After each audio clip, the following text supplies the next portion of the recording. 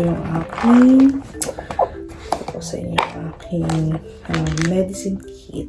Yan. Aking rapid acting insulin, which is 3 beses ako nag-inject nito before meals. So, metformin.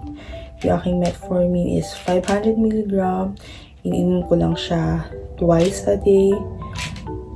Before breakfast, tsaka before supper. Ito yung aking lagay ng aking mga needles. Ayan, needle na ginagamit ko for my glucometer.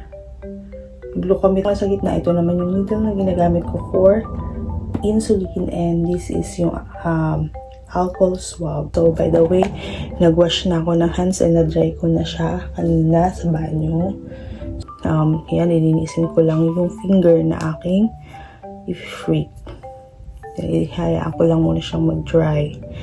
So, yung iba, ginagamit ko lang is for nagpapawisan yung kamay ko. Kinakabahan pa rin. So, kahit na maliit lang, mababaw butas, ang dami pa rin lalabas na dugo.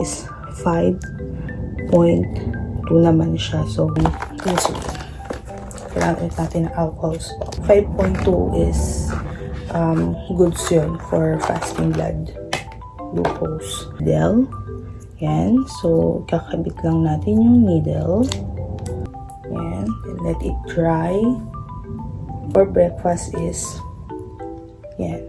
10 units. Kabit ko tuwing bilang lang ng mga ilang seconds para sure na lagay lahat. Okay. So,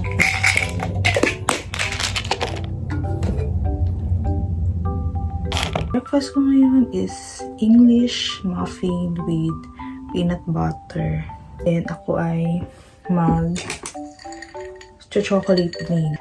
This equate chocolate milk for diabetic patients. Ayan.